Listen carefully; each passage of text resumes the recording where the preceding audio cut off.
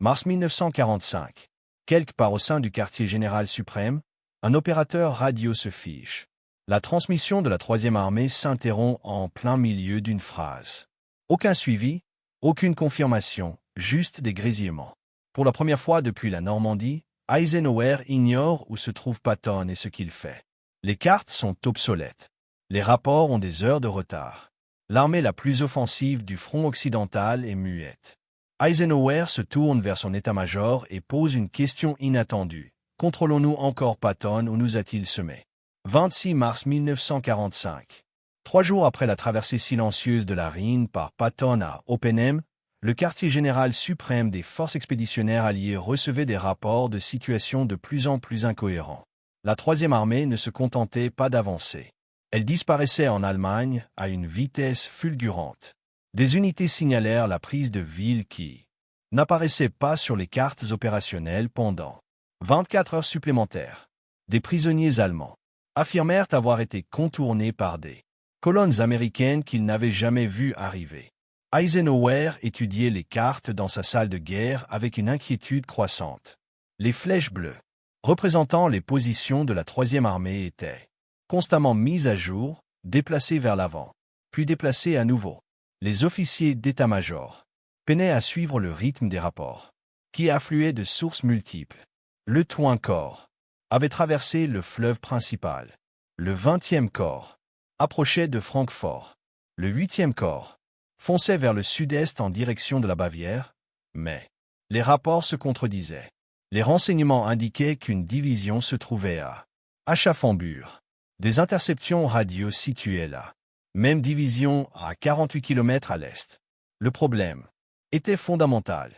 Les forces de Patton avançaient plus vite que le système de communication conçu pour les suivre. Les opérateurs radio, dans les colonnes blindées avançant à pleine vitesse, avaient du mal à maintenir le contact avec l'arrière. Les messagers porteurs d'ordres écrits arrivèrent au poste de commandement et constatèrent que les commandants étaient déjà en mouvement.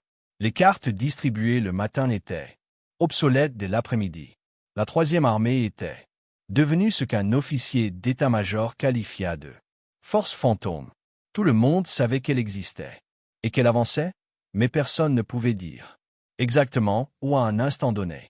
Le général Omar Bradley, commandant le 12e groupe d'armée, s'efforçait de maintenir une connaissance de la situation, mais se retrouvait à devoir se fier davantage aux appels téléphoniques personnels de Patton qu'aux rapports officiels.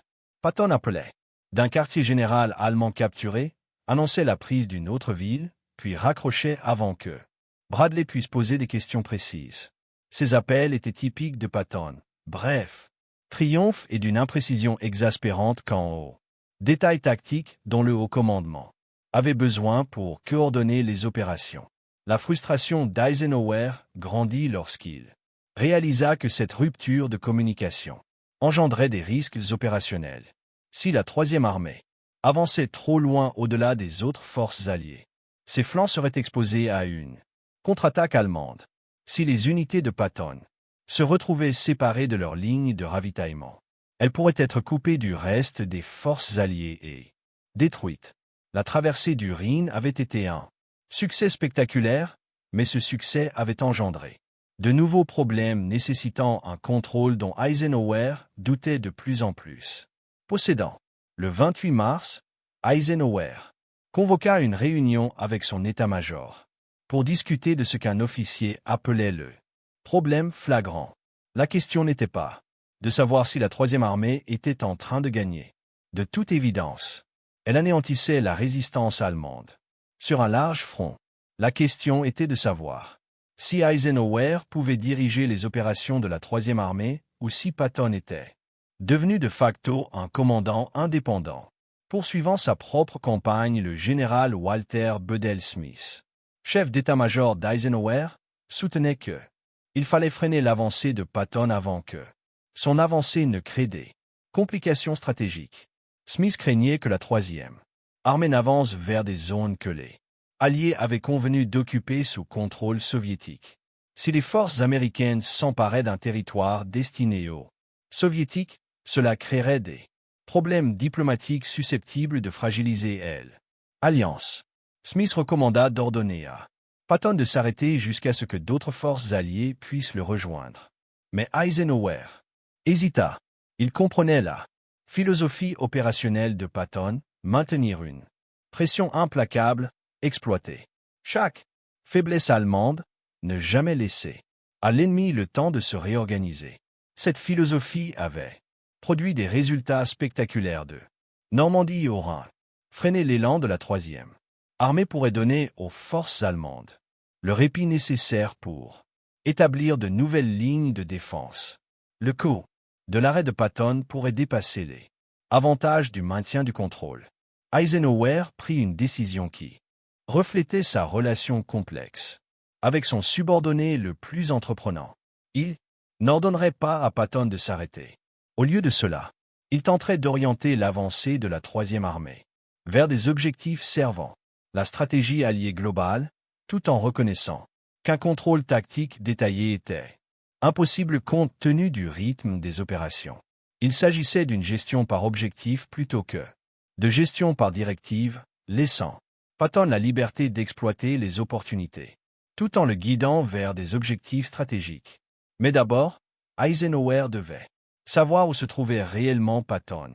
Le 29 mars 1945, Francfort tomba aux mains d'éléments de la troisième armée après d'intenses combats urbains. La prise était stratégiquement importante.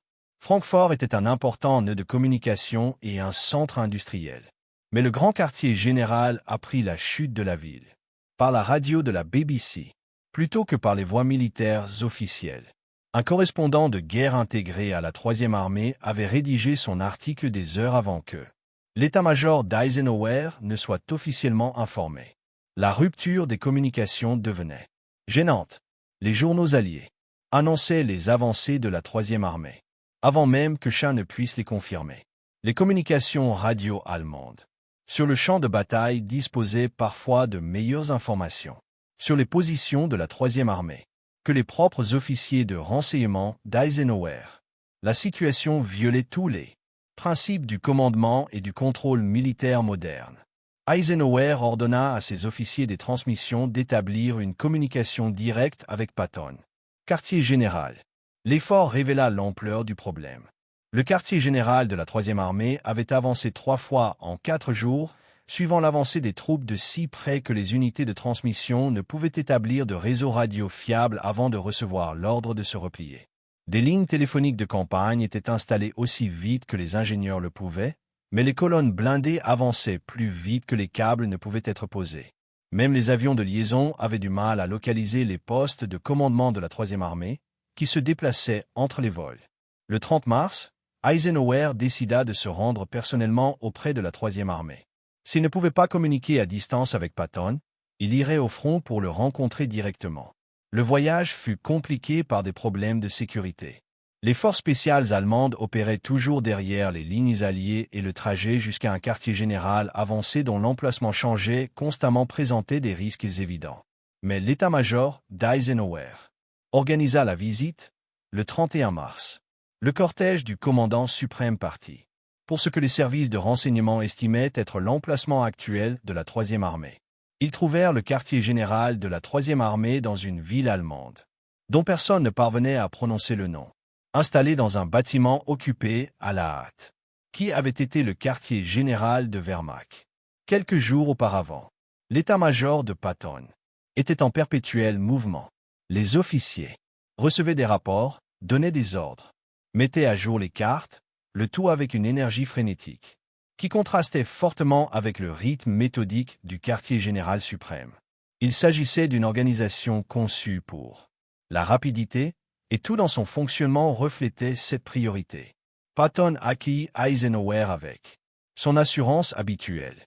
Il fit une brève présentation des positions, des objectifs et des opérations prévues pour les jours suivants de la troisième armée. Le briefing fut magistral. Patton savait exactement où se trouvait chaque division, ce que chacune faisait et ce qu'il comptait pour elles accomplir ensuite. Il faisait preuve d'une maîtrise totale de son armée, malgré les difficultés de communication qui gênaient le haut quartier général. Eisenhower écouta, puis posa la question qui l'avait amené au front. « George, savez-vous où vous vous trouvez sur la carte que je consulte à Francfort ?» Patton jeta un coup d'œil à la carte qu'Eisenhower avait apportée. « Pas exactement, hic, mais je sais où je vais. » La réponse était typiquement Patton, indifférente aux préoccupations administratives et entièrement concentrée sur les objectifs opérationnels. Elle révélait également que les problèmes de communication de Patton n'étaient pas dus à une défaillance de ses systèmes. Ils étaient dus au fait qu'il considérait les mises à jour fréquentes au quartier général comme une distraction l'empêchant de gagner des batailles. Eisenhower fit clairement savoir que, bien qu'il appréciât la Troisième Armée pour surmonter les difficultés, Patton devait améliorer la communication avec le 12e groupe d'armée. Et le SHF, Bradley devait coordonner les opérations entre la Troisième Armée et les autres forces. Eisenhower devait s'assurer que les avancées de Patton étaient conformes aux objectifs stratégiques et aux accords des Alliés. La situation actuelle, où la Troisième Armée opérait de manière semi-indépendante, était intenable. Patton accepta d'améliorer les communications, mais Eisenhower quittait la réunion sans savoir si Patton comprenait réellement le problème ou s'il disait simplement à son commandant ce qu'il voulait entendre. Le trajet de retour vers Francfort donna à Eisenhower le temps de réfléchir à son subordonné le plus complexe. Patton remporta des batailles qu'aucun autre général américain n'aurait pu gagner, mais il y parvint, en partie en ignorant les contraintes qu'Eisenhower devait prendre en compte: relations diplomatiques, politique des alliances, répartition des ressources entre les différentes armées. La gestion des brevets exigeait une vigilance constante et des interventions ponctuelles pour éviter que des coups d'éclat tactiques ne créent des complications stratégiques. Avril 1945. Alors que la Troisième Armée s'enfonçait plus profondément en Allemagne, Eisenhower était confronté à une question qui dépassait les préoccupations opérationnelles immédiates. La doctrine militaire américaine avait-elle créé des commandants qu'elle ne pouvait contrôler? Le problème n'était pas propre à Patton. Le général Douglas MacArthur, dans le Pacifique, opérait avec une autonomie quasi totale. Le général Mark Clark, en Italie, poursuivait des objectifs sans toujours se coordonner avec les forces alliées. Mais Patton illustrait la tension entre donner aux commandants sur le terrain la liberté d'exploiter les opportunités et maintenir la cohérence stratégique des opérations au niveau du théâtre d'opération. La question avait des précédents historiques. Pendant la guerre de sécession, des généraux de l'Union comme William Tecumseh Sherman et Philip Sheridan avaient mené des campagnes indépendantes, coordonnées, de manière superficielle avec la stratégie globale, mais exécutées avec une ingérence minimale de Washington. Leurs succès ont prouvé que des commandants offensifs, bénéficiant d'une grande liberté d'action, pouvaient obtenir des résultats que le contrôle centralisé ne pouvait égaler. Mais la guerre de sécession avait aussi connu des désastres, lorsque des commandants indépendants avaient perdu de vue les objectifs stratégiques ou s'étaient aventurés au-delà de leur ligne de ravitaillement, menant à la catastrophe. Eisenhower a étudié l'histoire militaire en profondeur et a compris ses précédents. Il a également compris que la complexité accrue de la guerre moderne rendait le commandement et le contrôle à la fois plus importants et plus difficiles. La coordination d'opérations impliquant des millions d'hommes, des milliers d'avions et une logistique complexe exigeait le type de planification centralisée que celle de Patton. Le style opérationnel fut remis en question. Mais Eisenhower reconnaissait également qu'un contrôle rigide pouvait être contre-productif. L'expérience de l'armée allemande sur le front de l'Est démontra les conséquences d'une microgestion des opérations militaires par le pouvoir politique.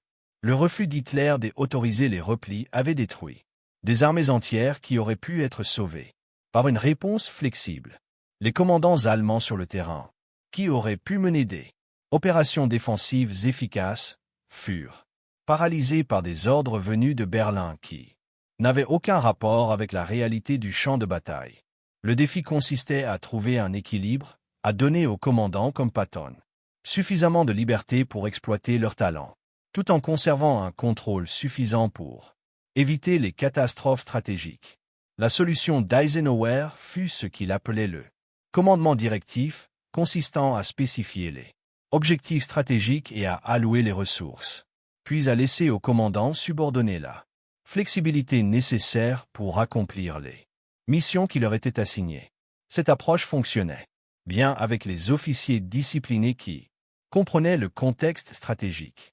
Avec Patton, c'était plus compliqué. Patton, lui, comprenait parfaitement la stratégie. Il lisait l'histoire, étudiait les campagnes et comprenait comment ces opérations s'inscrivaient dans les objectifs alliés plus larges. Mais il croyait aussi que le succès stratégique provenait d'actions tactiques audacieuses qui créaient des situations favorables plutôt que d'une planification centralisée qui tentait de contrôler chaque détail. Lorsque Patton voyait une opportunité, son instinct était de l'exploiter immédiatement plutôt que de demander la permission et de risquer de la laisser passer. Cela créait des situations récurrentes où les actions de Patton dépassaient son autorité ou compliquaient les plans d'Eisenhower. Le passage du Rhin à Oppenheim illustrait ce schéma.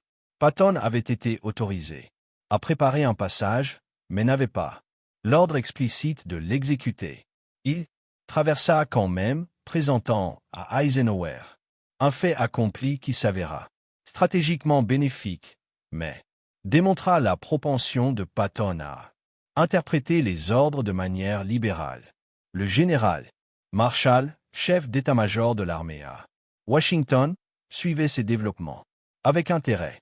Marshall avait protégé Patton à plusieurs reprises pendant la guerre, arguant que son efficacité sur le champ de bataille surpassait ses défauts de caractère. Mais Marshall craignait également que la culture militaire américaine ne crée des généraux primadonna qui se croyaient en droit d'agir de manière indépendante.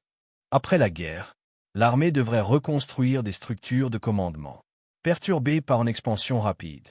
Les officiers qui avaient commandé des divisions et des unités de base retourneraient à des fonctions en temps de paix, exigeant des compétences différentes. Comment des hommes habitués à un commandement indépendant s'adapterait-il à la hiérarchie de temps de paix? Eisenhower partageait ses préoccupations, mais avait des problèmes plus immédiats. La troisième armée approchait de zones où des décisions stratégiques concernant l'Europe d'après-guerre devaient être prises en compte. Les forces soviétiques avançaient. Depuis l'Est, les Alliés s'étaient mis d'accord sur des zones d'occupation. Si la troisième armée capturait un territoire désigné pour l'occupation soviétique, Eisenhower devait-il ordonner le retrait? Et si Patton refusait? La question n'était pas hypothétique. Les renseignements indiquaient que la troisième armée pourrait atteindre Prague, capitale de la Tchécoslovaquie, avant les forces soviétiques. La prise de Prague aurait une importance symbolique et pourrait influencer la politique européenne d'après-guerre. Mais les Alliés avaient convenu que la Tchécoslovaquie serait dans la sphère d'influence soviétique. Eisenhower devait s'assurer que Patton ne provoque pas une crise diplomatique en libérant Prague, puis en refusant de partir. Le 15 avril, Eisenhower envoya des ordres explicites. La troisième armée devait s'arrêter sur les rives de la Moldavie et n'avancerait pas vers Prague sans autorisation spécifique. Les ordres étaient sans ambiguïté, ne laissant aucune place à l'interprétation créative habituelle de Patton. Eisenhower précisa également que ces ordres provenaient des plus hautes instances du commandement allié et reflétaient des décisions politiques que les commandants sur le terrain n'avaient pas le pouvoir de modifier. Patton s'y conforma, mais les entrées de son journal révélèrent une frustration qui reflétait son attitude plus générale envers les contraintes stratégiques qu'il considérait comme mal avisées. Fin avril 1945, l'Allemagne s'effondrait. Les unités Wehrmacht se rendaient en masse ou se dissolvaient tout simplement, les soldats désertant pour rentrer chez eux. La troisième armée capturait des milliers de prisonniers par jour, les traitant dans des points de rassemblement qui sont rapidement saturés. Mais la guerre n'était pas tout à fait terminée et des poches de résistance subsistaient, des nazis fanatiques, loyalistes ou des forces allemandes piégées continuaient de se battre. L'ordre d'Eisenhower de s'arrêter à la rivière Mulde créa une situation où La troisième armée resta bloquée dans les positions qu'elle avait conquises, tandis que les forces soviétiques avançaient pour faire leur jonction depuis l'Est. Pour Patton, habitué à une progression constante, l'arrêt fut un supplice. Ses entrées de journal de cette période exprimaient son mépris pour les décisions politiques qui l'empêchaient d'exploiter l'élan de la troisième armée. Il pensait que les forces américaines auraient pu atteindre Berlin, Prague et Vienne avant les soviétiques si des considérations politiques n'avaient pas contraint les opérations militaires. Mais Eisenhower comprenait des complexités que Patton soit n'a pas vu, soit a choisi d'ignorer. La guerre en Europe touchait à sa fin, mais la guerre contre le Japon se poursuivait. Maintenir l'alliance soviétique était cruciale pour les opérations dans le Pacifique. L'entrée en guerre de l'Union soviétique contre le Japon permettrait de sauver des vies américaines, en forçant les forces japonaises à combattre sur deux fronts. S'aliéner Staline au sujet des zones d'occupation en Europe risquait de compromettre cette coopération. De plus, la capture de territoires que les Alliés devraient ensuite évacuer posait des problèmes, sans avantage compensatoire. Si la troisième armée prenait Prague puis se retirait à l'arrivée des forces soviétiques, cela passerait pour une défaite militaire américaine. Si la troisième armée refusait de se retirer, cela provoquerait une confrontation directe avec l'Union soviétique, susceptible de dégénérer de manière imprévisible. L'une ou l'autre issue était pire que de laisser les forces soviétiques s'emparer des villes destinées à leur occupation. Le 4 mai, le commandement militaire allemand restant entama des négociations de capitulation. Le 7 mai, la capitulation sans condition fut signée. La guerre en Europe était terminée. Les positions finales de la troisième armée reflétaient à la fois son avancée spectaculaire et les contraintes stratégiques imposées par Eisenhower. Patton avait mené son armée de la Normandie à la Tchécoslovaquie, libéré plus de territoires que toute autre force américaine et capturé plus d'un demi-million de prisonniers allemands. Mais il n'avait pas atteint Berlin ni Prague, objectif qu'il estimait pourtant réalisable par la troisième armée. Le défilé de la victoire et les célébrations qui suivirent la capitulation de l'Allemagne offrirent à Eisenhower et Patton leur dernière interaction significative durant la guerre. En public, les deux hommes exprimaient un respect mutuel et célébraient les succès de la troisième armée. En privé, leur relation demeurait compliquée. Eisenhower admirait le génie militaire de Patton, mais restait méfiant quant à son jugement politique. Patton respectait la position stratégique d'Eisenhower, mais s'irritait de ce qu'il considérait comme une prudence excessive, qui avait empêché des victoires encore plus importantes. Des années plus tard, les historiens débattraient de la pertinence de la décision d'Eisenhower de limiter les opérations de Patton durant les dernières semaines de la guerre. Certains soutenaient que la prise de Prague et une progression plus à l'est auraient placé l'Occident dans une position plus favorable pour les négociations d'après-guerre avec les Soviétiques.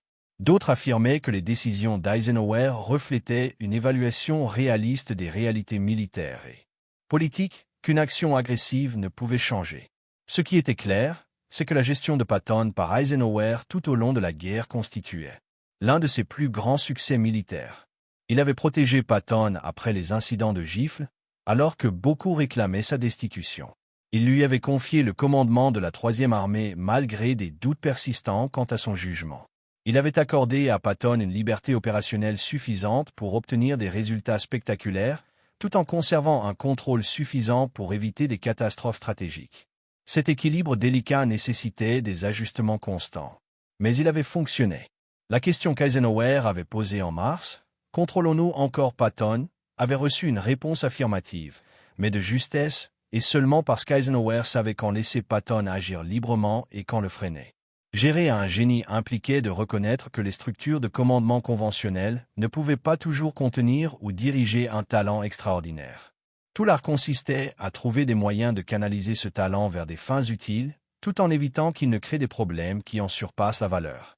En septembre 1945, 4 mois après la capitulation de l'Allemagne, Eisenhower, assis dans son bureau, réfléchissait à une autre décision impossible concernant Patton.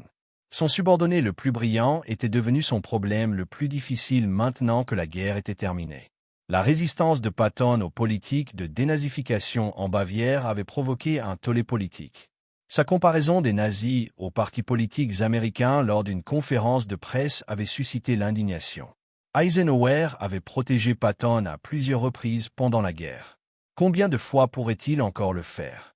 Le 28 septembre, Eisenhower releva Patton de son commandement de la Troisième Armée. La conversation entre les deux généraux fut tendue. Selon le journal de Patton, Eisenhower était plus enthousiaste que jamais. Cette décision fut formulée en termes administratifs. Patton était réaffecté à la 15e armée pour rédiger des rapports historiques. Mais les deux hommes comprenaient qu'il s'agissait en réalité d'une rétrogradation, privant Patton du commandement opérationnel auquel il était si attaché. Eisenhower hésitait à prendre cette décision. Patton avait sauvé son commandement à plusieurs reprises pendant la guerre. Lorsque la percée de Normandie s'enlisa, la percée de Patton avait sauvé la campagne. Lorsque les forces allemandes attaquèrent dans les Ardennes, la relève de Patton à Bastogne avait permis d'éviter un désastre potentiel. Sans Patton, la guerre en Europe aurait pu durer des mois de plus et coûter des milliers de vies américaines supplémentaires. Eisenhower lui devait une fière chandelle, mais la guerre était terminée et d'autres compétences étaient désormais nécessaires. L'occupation exigeait une sensibilité diplomatique, une conscience politique et la volonté de mettre en œuvre des politiques qui pouvaient sembler contre-intuitives aux yeux des commandants militaires. Patton manquait de ces qualités et ne manifestait aucun intérêt à les développer. Sa valeur en tant que commandant sur le champ de bataille n'était plus pertinente et ses lacunes en tant que gouverneur militaire créaient des problèmes qu'Eisenhower ne pouvait ignorer. Dans les semaines qui suivirent sa relève, Patton s'adapta à son nouveau poste. Il incita son état-major de la 15e armée à rédiger des rapports historiques avec la même énergie qu'il avait déployée dans les opérations de combat.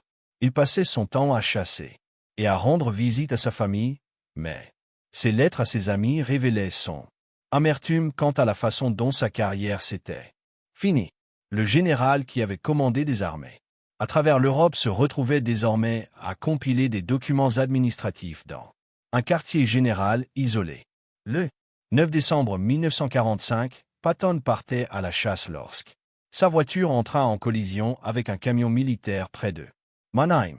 Il souffrit d'une fracture des cervicales et de graves lésions à la colonne vertébrale qui le laissèrent paralysé du cou jusqu'aux pieds. Eisenhower lui rendit visite à l'hôpital et trouva son vieil ami remarquablement calme. Malgré son état, ils parlèrent de la guerre, des campagnes qu'ils avaient menées ensemble, des soldats qu'ils avaient commandés. 12 jours plus tard, le 21 décembre, Patton mourut d'une embolie pulmonaire qui atteignit son cœur. Eisenhower reçut l'appel téléphonique et ressentit profondément cette perte. Quelles que soient les complications que Patton ait créées, quelles que soient les frustrations qu'il ait causées, cet homme avait été extraordinaire. La victoire américaine en Europe doit davantage à le génie militaire de Patton qu'à tout autre facteur. Les propos d'Eisenhower, lorsque le silence de Patton devint permanent, furent consignés dans une simple déclaration à la presse. Le général Patton était l'un des plus brillants soldats que l'Amérique ait produit. Son audace et son agressivité au combat ont permis d'obtenir des succès phénoménaux sur le champ de bataille. Il